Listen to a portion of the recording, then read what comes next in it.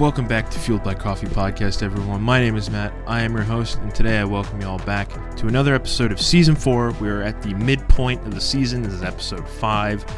If you're new here, give us a follow right here on SoundCloud. Go check out the rest of the episodes from this season. Something for everyone. We've talked about wrestling and music and big life changes. We had a Wawa tribute, so lots of good stuff. Hopefully some laughs to be had.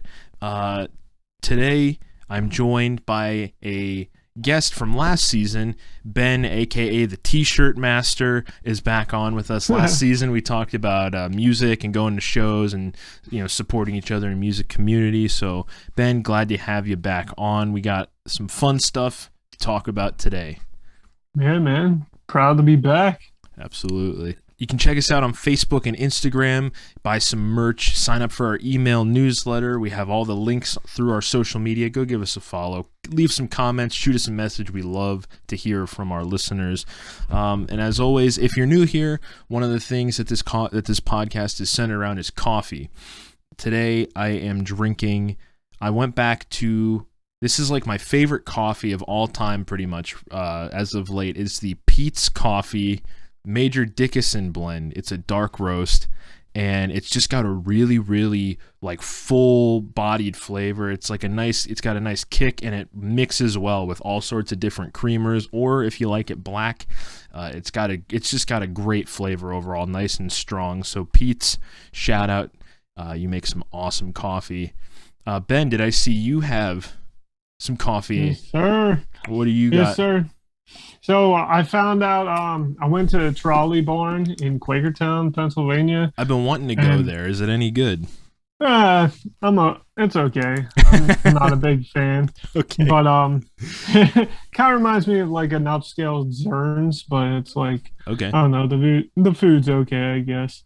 But so there's a coffee company called Red Door, and they had a coffee called Jazzy Java, which Ooh. I haven't had in like years, and went to a Bible study, like a little home group type of thing.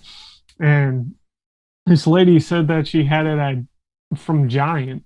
Oh. So I tried to get a Giant and find it, and never could find it. So when I went to Red Door, they had it, and I was like, oh yes. So I figured out like I could actually get it now, which was awesome. So, and then it's kind of weird because sometimes like when you have a certain amount of certain coffee for a little while, you're like, I don't really know if I like it anymore. Mm-hmm. You know what I'm saying? Yeah. Or like you gotta like let your palate kind of like, yeah, like just level off. That's kind of how I was when I got the Wawa a couple years ago. I think it was around fall. They put out this blueberry cobbler coffee, and I just tried it just to try something new, and I ended up loving it. And then I got New England Coffee Company has the blueberry cobbler, and like for a while I was just like straight blueberry coffee, and then I got sick of it, and I was like, I just got to drink normal coffee now. Like this is too much. But I go back to it every so often. It's interesting. Yeah, it sounds interesting. I remember you talking about it on the podcast, and I'm like, yeah, I don't know about that. But well, it's funny. You said you liked it. I had to stop drinking it because people started texting me, and they're like, dude, blueberry again? Like, my brother-in-law was like, Matt, drink something other than blueberry. Come on, man. Or I think on an episode, he was even like, I was like, today I'm drinking, and he cut me off and was like, blueberry, blueberry, blueberry, blueberry. I was like, what can I say? But yeah, definitely, I'll definitely have to check out the Trolley Barn, the coffee. What is it, Red Door Coffee? Yeah, Red Door. I'll follow him on Instagram. Yeah, you should. But yeah, absolutely. Super glad to have you back on. For those who haven't listened to Ben's last episode, it was called Keeping It Real with Ben from last season. We basically just talked about music and life, and it's how it's really important to have one of those friends that you can just keep it real with them and be like, look, man, like, you got to change this, or hey, I need some help here. What advice can you give me? It's good to have those people you can be honest with, and just share that love and that camaraderie. But one of the points that it's funny, like a couple people listened to that episode and like either talked to me in person or texted me and were like, man, like that was really like a powerful episode. Like, and one of the points that has gotten brought up. I actually have a clip of it on our Instagram. You basically had said, like, you go to a show and there may be like some, you know, some Christian bands and some more like secular bands, and you said, like, I don't know what you're screaming, but I'll scream along with you. Or like, it was all about supporting each other and being in that, like, one in the community together without judgment, you know? And just, I think it all comes down to accepting and loving one another. And then to maybe take it even a step further, one of the things I've been really thinking about lately is trying to understand people and where they're at rather than judge them. Yeah, that's definitely a thing. And it's interesting that you said that, because I was thinking about church. We went by a church today, and it was interesting because, like, our community, or like not even community, like our worlds, like everybody has to be accepted, which is very interesting because, like, when we were in the scene, it was like, hey, everybody, like, how about we accept each other and not have like crazy beef with each other, like doubts of each other, just being able to like lift each other up Right. wherever we were in life. But it's very interesting that the world's trying to like push this, like everybody's somebody. Like back then it was kind of like you had to fight for being a somebody, and I think it is still now, but it's interesting that that we kind of, I think, kind of push the envelope when it comes down to that. Yeah. But I think a big thing that I really don't like nowadays is that everything has to have a label on it. Yeah. Like, you know, it's, and I think it's funny because leading into one of our first topics for today, you know, is being straight edge. I don't know, you know, not that I have a ginormous listener base. I mean, maybe one day I will and they'll listen to this, but like for those who are maybe a new listener or who just clicked on the podcast, you know, who don't know me as well, I'm 24 right now, and I have never drank, smoked, done any recreational drugs, you know, smoked weed or anything like that, smoked cigarettes. And that all started when I was like 9 years old. You know, being straight edge, I didn't know what it was. I just knew, like, I grew up in a house where, like, my parents would, you know, have a glass of wine in the summer out on the deck, or like my dad would have a beer with dinner, and it was like whatever. And, you know, I had family that smoked cigarettes, and like I didn't really think anything of it. I just thought it was a thing that people did. And then I started watching wrestling when I was like 8 or 9 years old, and there was this guy named CM Punk, and he was like the total antithesis of what a wrestler is. Like when you think of a wrestler, you think of like Hulk Hogan, like big beefy, like brother, you know, we were just talking about brother off the air. But like CM Punk, he was like, you know, long black hair, tattoos, you know, he came out to Killswitch Engage, like so. And in his whole thing, I remember he cut this promo the one time, and he was like, you know, I don't smoke, I don't drink, I don't do drugs, like I love to wrestle, that's what my addiction is. And I was like, whoa, like that's really cool. And I don't know what it was that struck me about it at age of 9, but I was like, I'm gonna do that too. I'm not going to drink or smoke or do any sort of drugs. I'm going to be straight edge, just like CM Punk. I thought it was the coolest thing ever. And I have been my whole life. Like, I've never touched anything. And now, Ben and I were just talking off the air. And being straight edge can be many different things. It's almost like Christianity, where you have this one umbrella term, but then you have all sorts of branches or roots that come off of it. And like, basically, I view straight edge as, like, for me, it's no alcohol, no nicotine, no weed, and no, like, recreational drugs, whether it's, like, LSD, you know, meth, heroin, like, all that stuff cocaine. Coke, like, the stuff that's garbage and you shouldn't be putting in your body to begin with, and that's just my personal opinion. But then there are some, like, branches where, like, they don't believe in drinking coffee because, you know, I mean, technically, if you want to debate it, coffee could be considered a drug. But, you know, there's some where they don't drink coffee, or there are some where they abstain from, like, promiscuous sex or, like, sexual relationships outside of marriage, like that's one. Or some people don't even have sex at all. There's being vegan is a part of it. They don't believe in eating meat. There's so many different branches of it, and some people don't take Advil, like they just don't put anything into their body that's not. And I think for me, it just basically comes down to keeping your body clean, you know, trying to put the right things into your body. Yeah, of course you're going to eat a bad meal here or there, but there's no reason, you know, it's like, it's just the whole thought process of like keeping your body clean, taking care of your body, treating it the right way, so then you can get the most out of it for however long. But yeah, so I got into straight edge at the age of 9. And, you know, I don't know about you, Ben. I think we talked off air a little bit, and that's kind of how you grew up too, right? I mean, I hate that there's a label on it, because like growing up, I was always like, I'm straight edge, and like I'd have to explain it to people. But now as I've gotten older, like I hate the label. I just prefer to say like I'm sober 24/7, and I just don't partake in these things, you know? Yeah. Yeah, so when I was growing up, I grew up in the church, or well, going to church, not grow up in the church. That'd be kind of interesting. Churches are kind of creepy sometimes when you have all the lights out. Yeah. But so it's interesting because I grew up a Christian, like, and always felt like I was always a Christian growing up.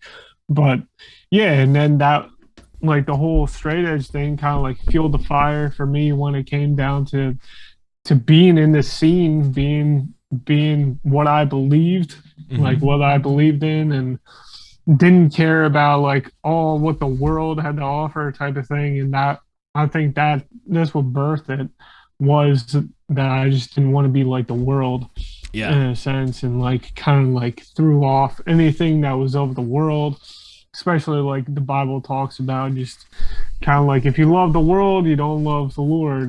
If you love the Lord, and then you don't love the world. So it was kind of like a give and take scenario or whatever.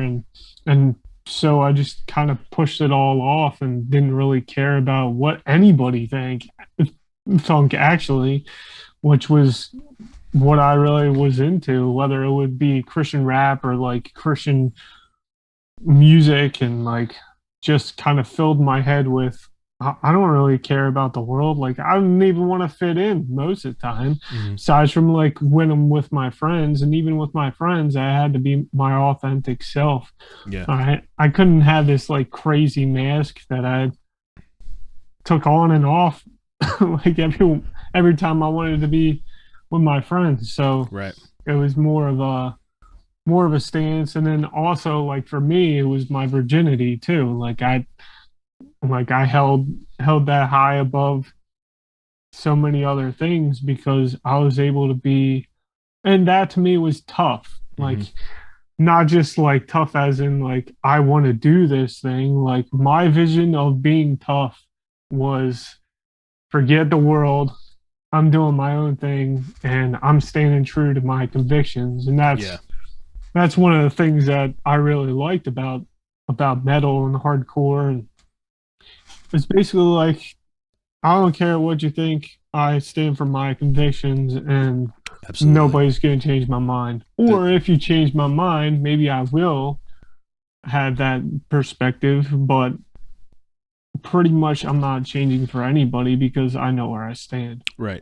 That's awesome. And it's really cool. I'm glad that you brought up the music portion of it, because it's straight edge actually stemmed from like the underground, like hardcore punk scene. I think it was in like the 60s or 70s, maybe even the 80s.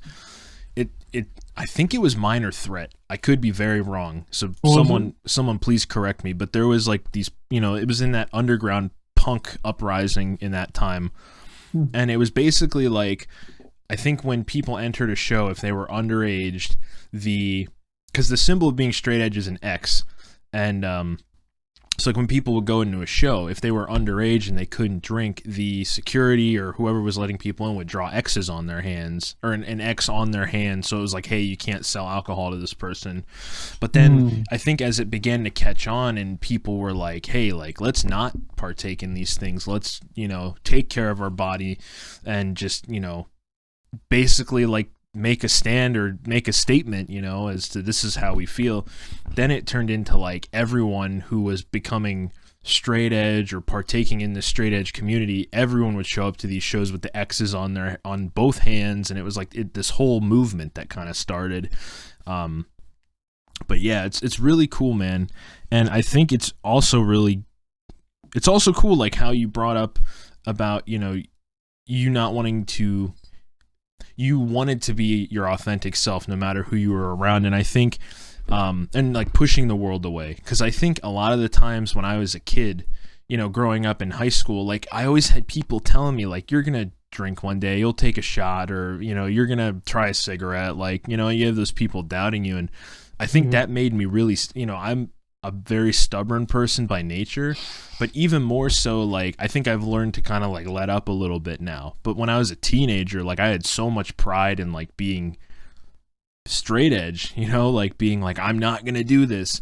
And there were a lot of times like I would cut friends off if like they started smoking weed or whatever. I'd be like, I can't be your friend anymore. Like it was ridiculous. You know, I just didn't have that open mind to be like, hey, like as long as you're not pressuring me into it or really doing it around me, like we're cool, you know. I think that's how I am now. It's like, don't pressure me to do it. Like you do your thing and I'll do my thing, and like we'll be cool, you know. But yeah, like I totally I feel the same way, man. And I think another interesting point you brought up is like, you know, being a Christian, being straight edge is very similar to that in terms of like the consequences of the lifestyle. And I hate to use the word consequences because like it may not be such a negative thing, but like a lot of things like socially maybe can happen when you're either a Christian or you're straight edge. Like you can be judged more based on, you know, those life decisions and those beliefs that you have, and you may lose friends as a result of it. And not only that, but I know from my experience, like not being as included in things as much because, you know, people are like, oh, well, he doesn't do this or he believes a certain way, so like we're not gonna, you know, like a lot of the guys I was hanging out with in like my early 20s and stuff, I mean, I'm 24, but like, you know, 20, 21, 22 is like, you know, those guys, they all like to drink.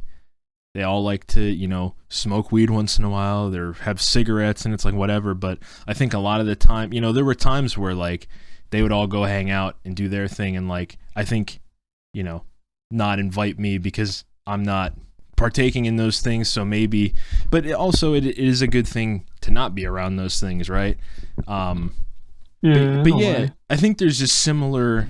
I just think there's similar, I hate to use the word again, but consequences, you know. You can lose friends, you may be not included as much, and, you know, you could be, you know, equally as judged for those things.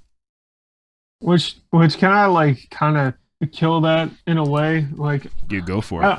In a way, like, I wanted to be around those people, even though that it might be different than what I wanted to be into.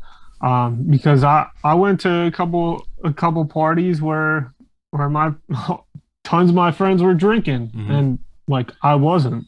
So does that like cut me off from like having these friends? And then also like because I'm legitimately crazy sometimes, and one of my friends was like, yo man, you're more drunk than all these other people, and you're sober. And I was like, yeah, because like I like to live my life on the edge and have fun, where it's like, hey, let's do this instead of just like try to, oh no. And that's the thing too that I don't know about, whether it be like, do I have my friends that drink and like forget the next day what happened, or can I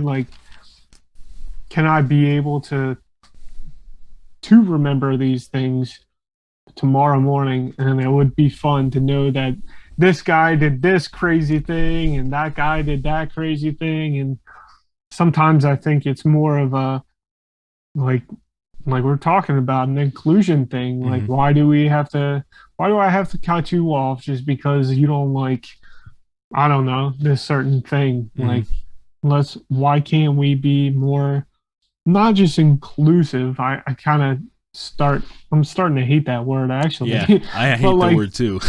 just being able to be like, oh, well, Matt likes Blink 182. I can't stand Blink 182. Or like, or I mean, like, I can listen to their music, but I'm just making an example. But like Yeah. that type of thing where like, why do we differentiate each other like with these like weird stereotypes? Like, oh, he's a Christian. I can't do like this around him, or like I Right. can't. And it's interesting because then like people have these thoughts that like are crazy. Like there was a one liner in school that they had down in South Carolina that was unspoken unspoken expectations lead to frustrations. Mm. So if I'm not willing to say like, hey Matt, I don't like your hair, um, like you should cut it off or whatever, like I'm just gonna have that in my mind Mm. constantly when I see you, Mm-hmm. instead of being like, oh, okay, like I should speak it Mm-hmm. into existence. But I mean, like that's something goofy. It's Yeah. not really Yeah. that big of a deal. But like, it's weird that we have those expectations instead of just like going for it. And like, that's one of the reasons why I liked straight edge Mm-hmm. or like light hardcore, because it was like, I'm going to speak my mind Mm-hmm. even if it gets me in trouble. And then Yeah. when it gets me in trouble, maybe I can learn from that experience and then do something with it instead of being like, oh, well, I'm not gonna ever speak my mind on this and I'm just gonna hold my tongue and not say anything. But Yeah. I'm just gonna lose this friend. I'm gonna lose out on one of the coolest people that I know just because of this one thing that they believe in, or this thing that rules their life. But like I'm not willing to like at least talk to them about it. Right. Absolutely. And yeah, it's again, I think it just comes back around to the whole acceptance thing. Like, you gotta speak those expectations and just say, like I said, hey man, like I used to just cut people off right away, but now, as I've gotten older, as I've gotten more wise, as I see what's worth fighting for or what's worth starting picking fights over and what's not, it just becomes a like a respect thing. You gotta speak your expectations, you gotta compromise and draw those boundaries and like kind of meet in the middle.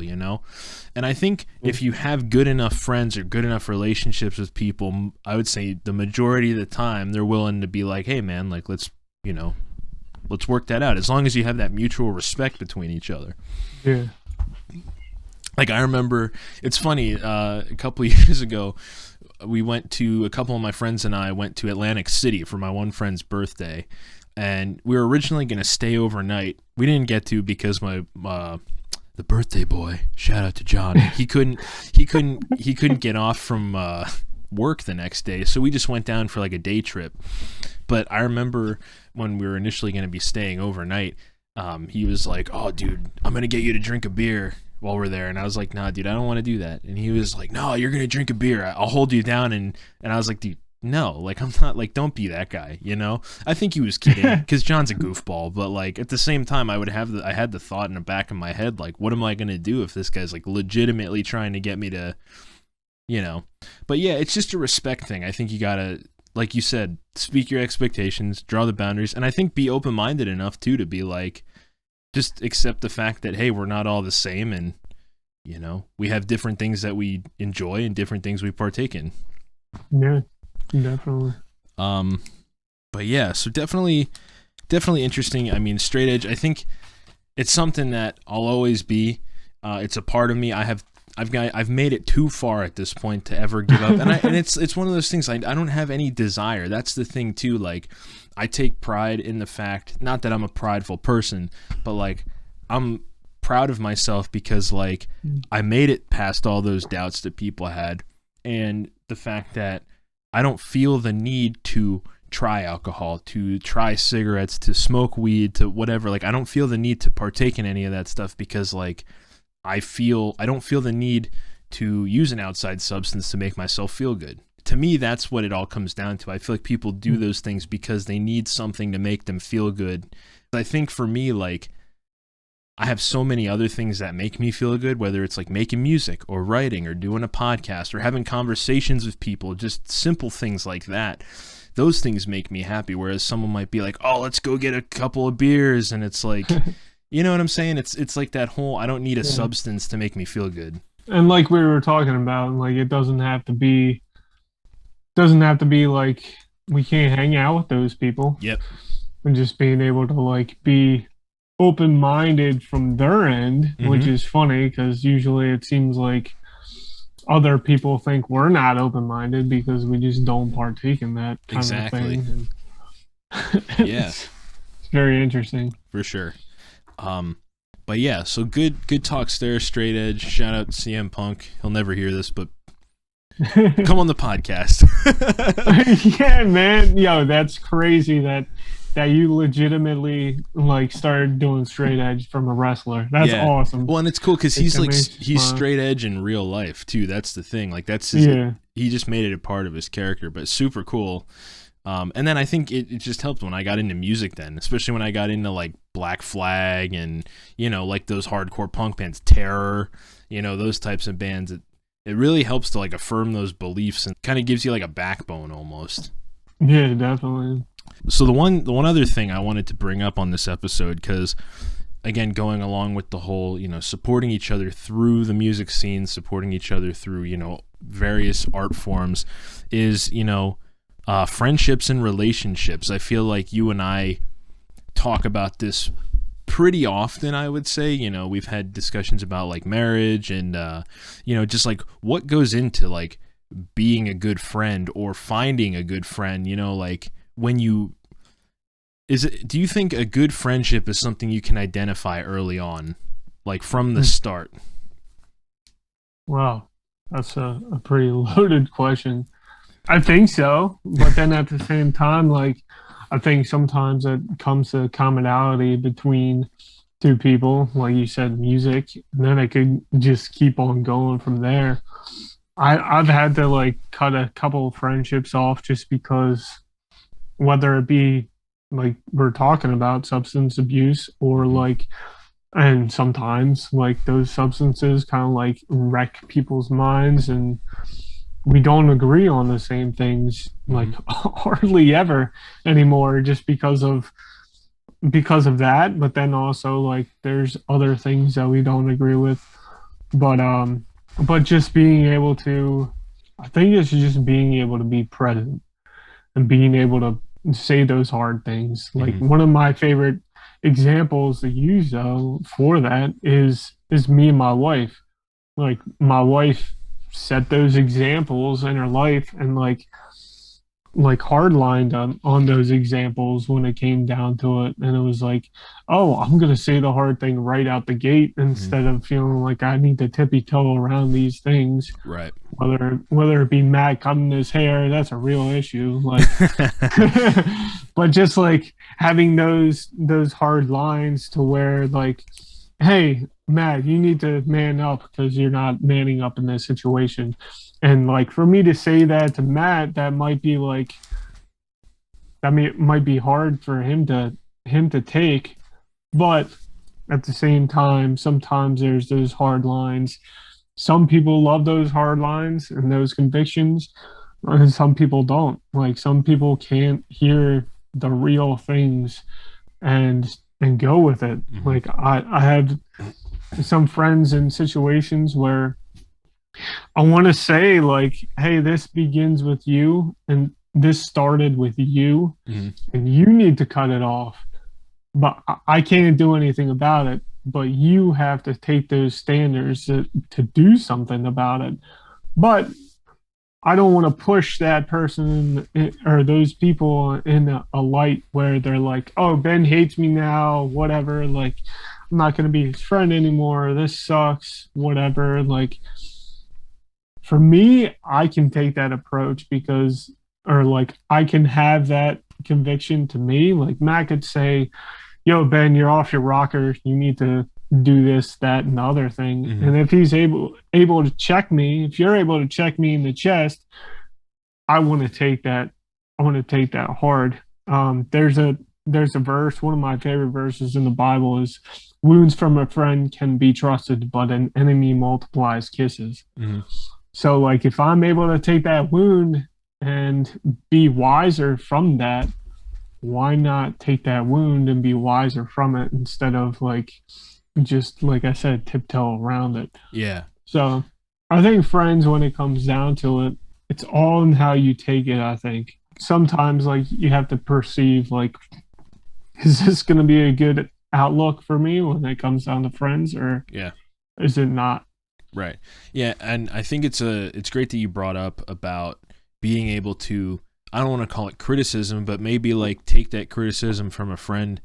It's something that I have not, in my life at least, I have not done the best, growing up and in my early adulthood. It's something that I definitely struggled with whenever maybe like a conflict arose or a disagreement arose, and I would, I'm a very sensitive person, and I would take that super personally, like right off the bat, instead of, I think as I'm getting older, I'm trying to do what you said, and I'm trying to help or try and take the point into consideration so that I can become wiser and maybe just open up my ears a little bit more to say, okay, let me hear what they have to say. And I think that probably just through youth and inexperience and like, with life, and maybe even if you want to call it like a naivety, being naive, it can be hard when you're at a young age and you're still developing, and you're going through those sensitive points where like certain things can kind of throw you through a loop so easily. Yeah.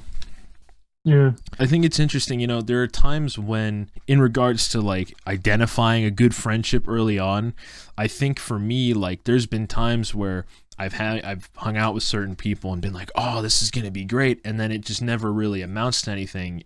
Meanwhile, on the side, you're hanging out with certain people consistently, whether it's every week or every month or even every couple of months. You have these relationships with people, and it's like you get years down the road, and then all of a sudden you're like, I didn't even realize that this developed into such a good friendship. You kind of almost like take it for granted. We talked about that on the Big Life Changes episode. You have these experiences, and it's like, if you're not super present for them, like it's hard to be present sometimes because you're just focusing on what's next. And I think sometimes for me, a lot of my life with friendships has been like, you get years down the road and it either fizzles out, or you're kind of like at the tail end when, you're kind of going your separate ways, and you're like, man, like we had all these great things we did and I didn't even realize it happening. And then you look back and it's almost like you take it for granted. Yeah. So when it comes down to like you said, like when it comes down to you knowing that it might be a good friendship at the start, like how would you define that if you could?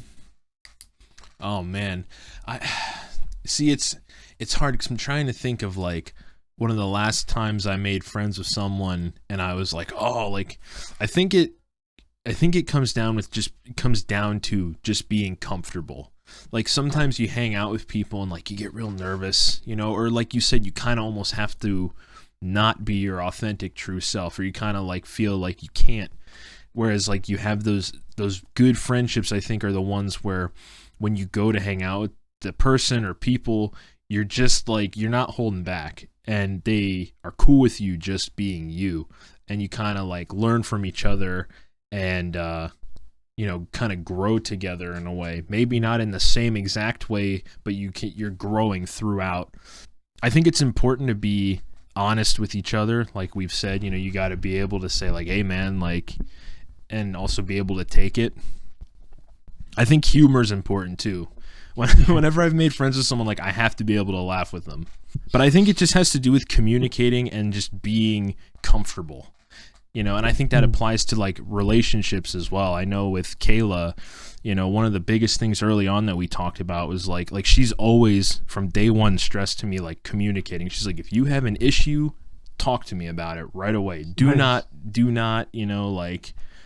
like you said, tiptoe or beat around the bush. She's like, just bring it up so we can fix it. Nice. And I think that's wife material right there.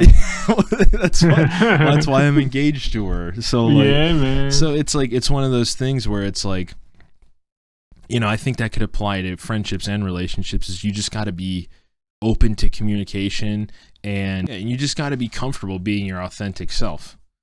You know, and you got to be willing to accept them for who they are.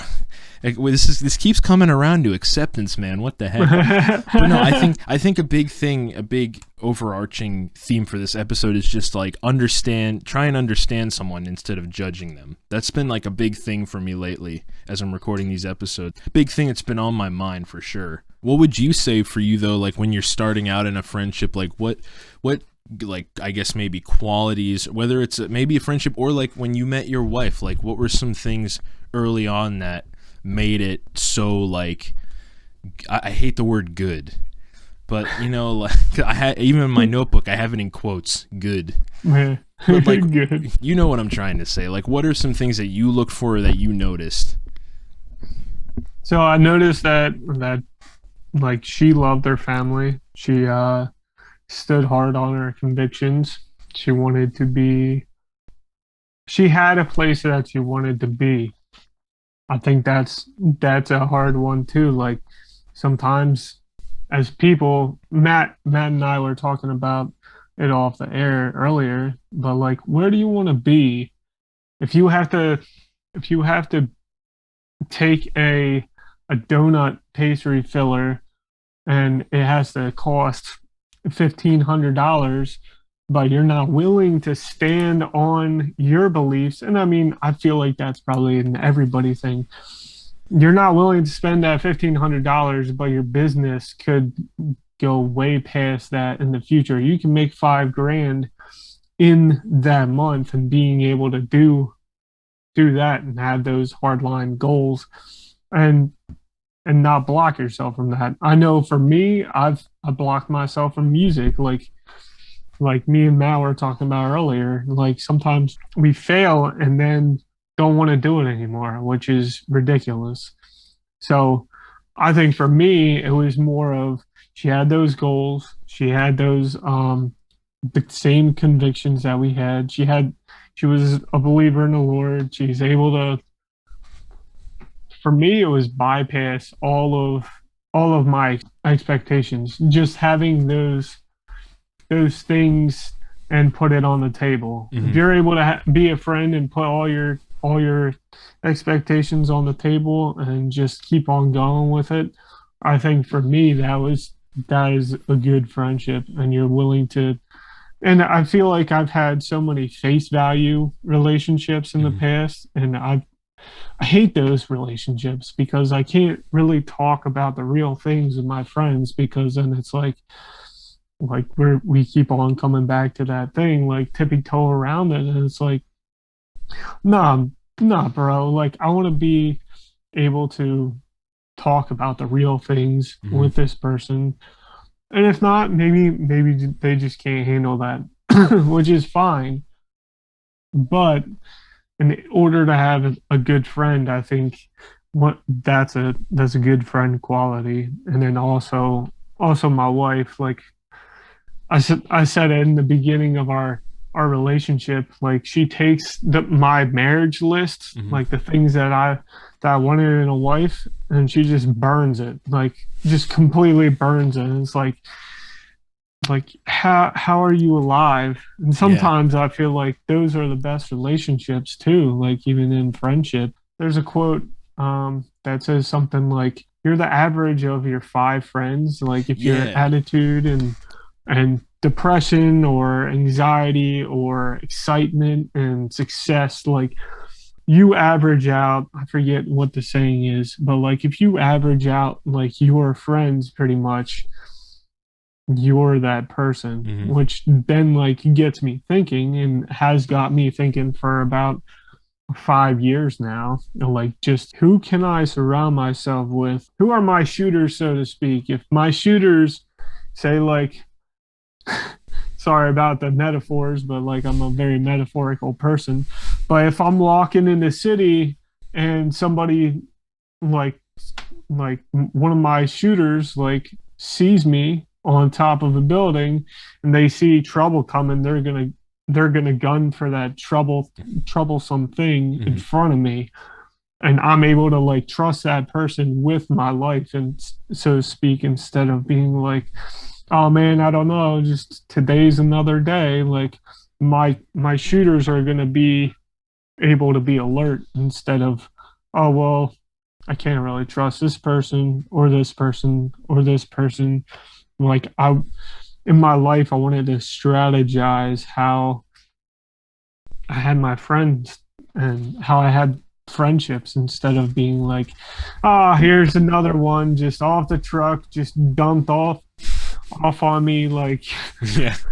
like here's another relationship and just like, hey, come get your dead. Like this person is just a deadbeat type of thing. Mhm. And a lot of times you get those people, but at least like I think sometimes you need to figure out a strategy and game plan for those friends and how you want to be able to talk to those friends as well and being able to be a well-rounded person. You have your five core friends, but then you have your outside like acquaintances and stuff that you see on a day to day. Right. So that's what I think anyway, but at least for me that's a thing that I look for in friends and want to look for and keep on looking for, even if I don't find it. Right. I think another thing, I think one of the big things for Kayla and I that came up early on before we were even dating, like when we were just talking, you know, like within the first couple weeks we met, before we even like hung out in person, a big thing that we talked about was like how love and like friendships take work. And so many people aren't willing to put that work in, you know, because like, yeah, you know, you're going to have those times where like everything's great and everything's like, you know, it seems perfect. Or maybe like you see people where it's like everything seems perfect, but you know, the only way to grow, and I think we talked about this on an episode or probably a few episodes on the podcast, but like one of the big ways that you grow is to go through difficulties. Or you and I just talked about that off air. Yeah. You gotta be tested to see results. But like a lot of people, you know, they don't realize how much work that like a friendship or a relationship takes.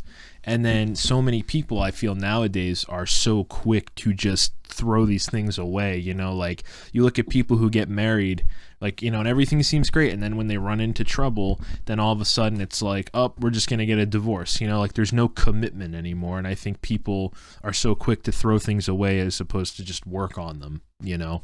And with a relationship, whether it be a friend or wife slash significant other, it's quick to listen, slow to speak, and slow to become angry. Like if you're able to listen and have that listening ear and being able to kind of ponder on what you want to go for, sometimes you have to pick your battles. You have to know which hill to die on, so to speak. Like if I want to die on this hill, like I'm gonna come at you with all I have and like say, hey man, like I'm not into that. But then if I'm able to like just kind of like back off and be like, it's all good. Like for example, Matt's hair. Like I don't care about Matt's Keep coming. hair. We're gonna do a Matt's hair T-shirt now.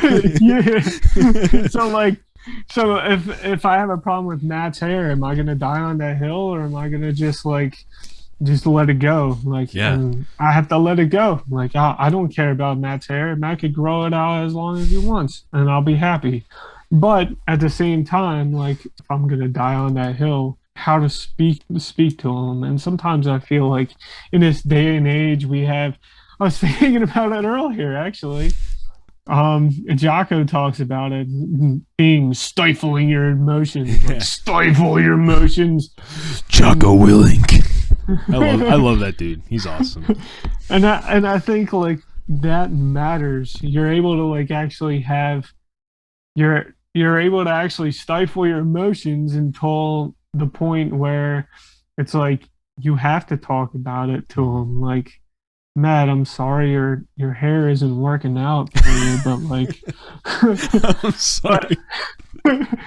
But at the same time, like just being able to like, I'm not dying on that hill. Like I'm gonna stifle my emotions and not just say every flipping thing that just like that I think about. And and I feel like our world's in trouble with that kind of stuff. And it's sad, and it makes me want to like cry about it almost. Like, this is ridiculous. Why are people just spouting off at the mouth? And I mean, hey, that's the quickest way to get hit or worse. But yeah, I definitely agree with being able to say what's on your mind, have your conviction is in order.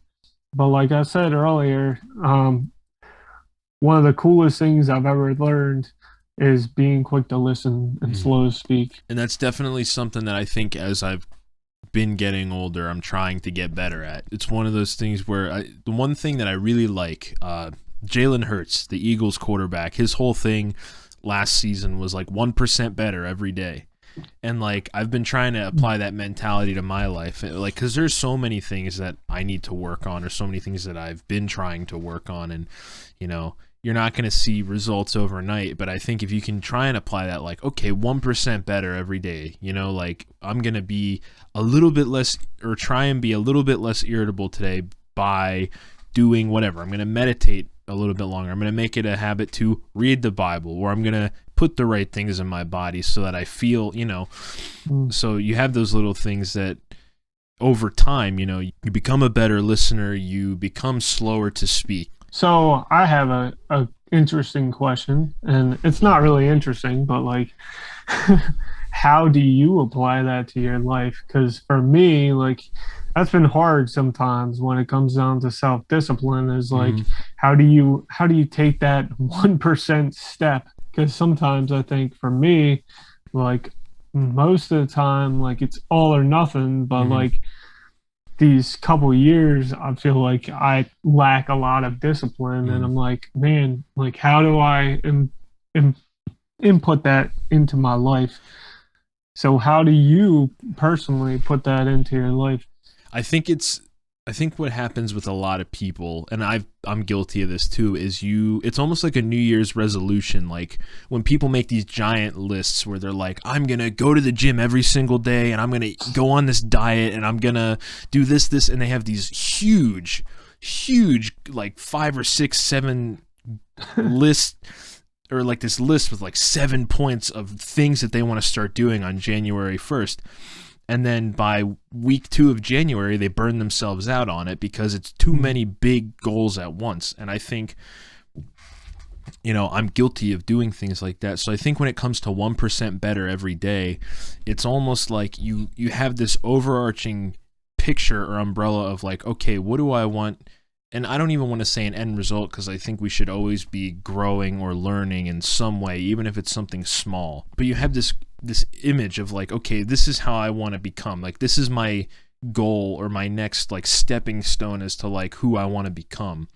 And so you can take small things, like I said, like taking 5 to 10 minutes a day to meditate, or taking 5, 10, 20 minutes a day to read your Bible, or if it's like working towards making music, like you said, I'm going to sit down for 15 minutes tonight, and I'm just going to see what I can come up with, regardless of if it's crap or not, you know?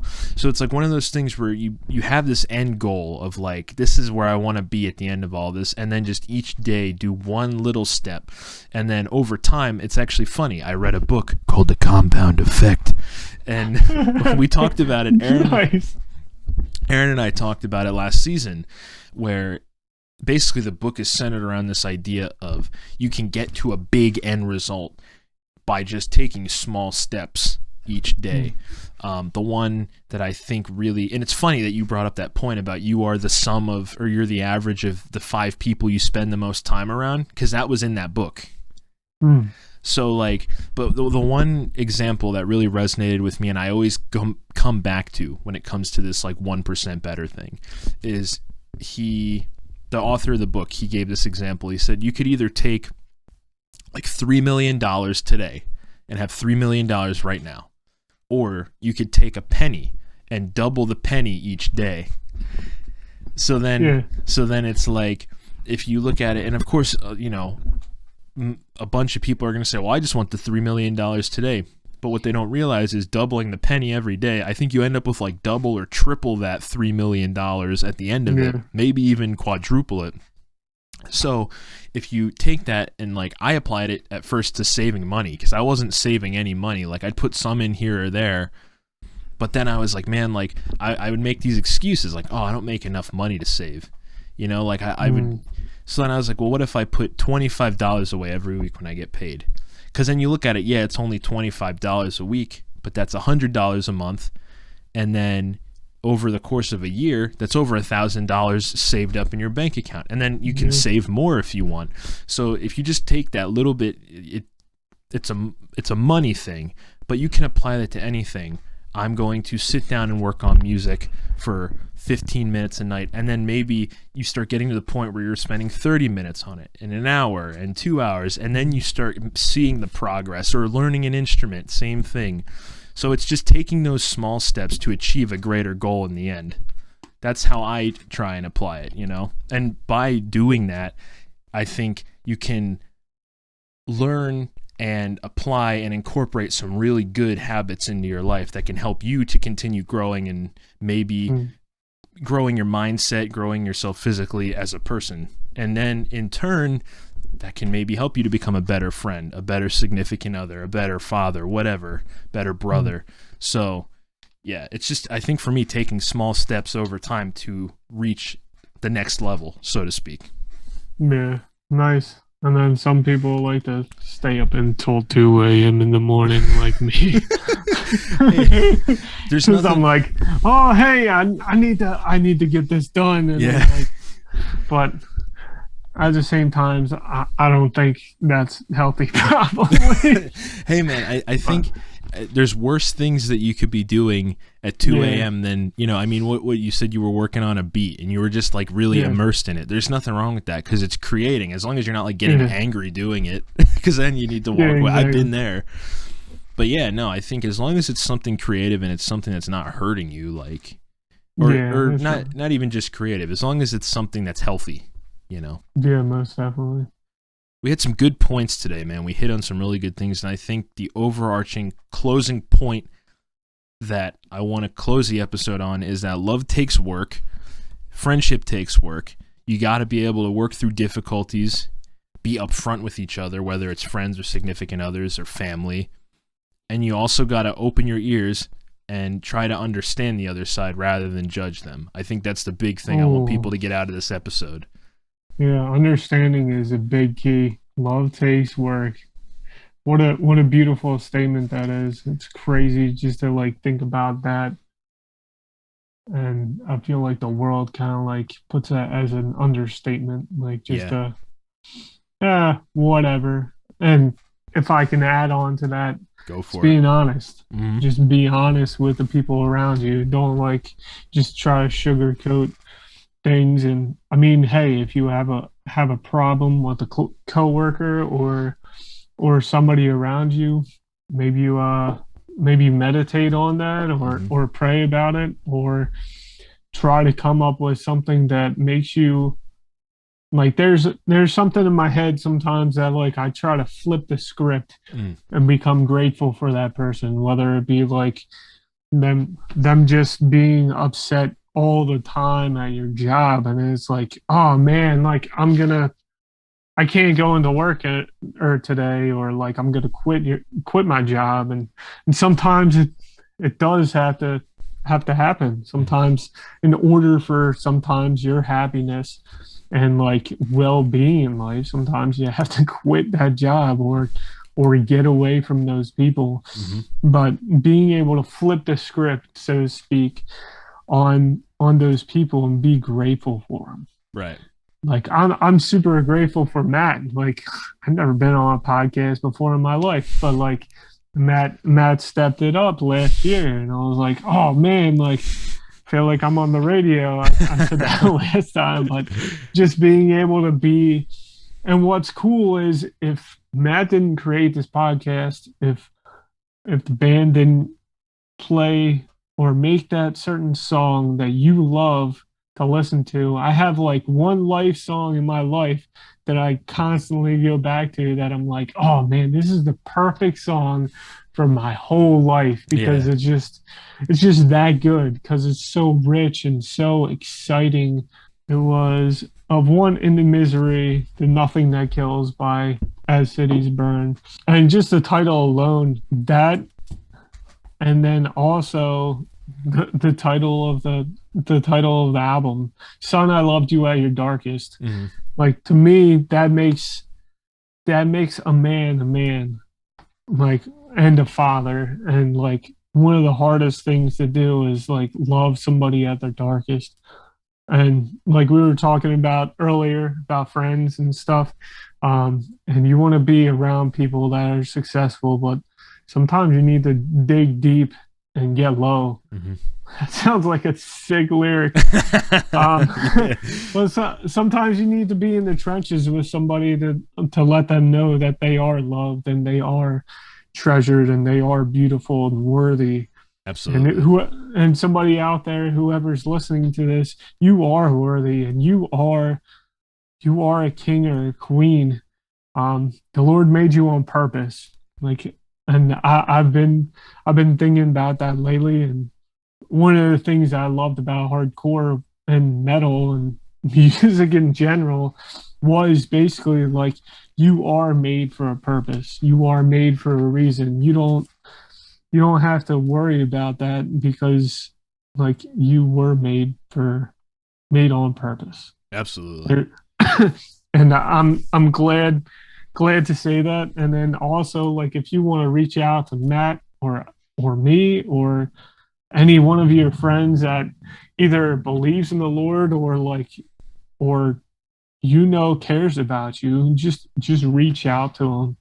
Some of the coolest friends you'll ever make are those friends that actually care about you. And I love Matt for that because I know that he cares for me and he cares for the people around him.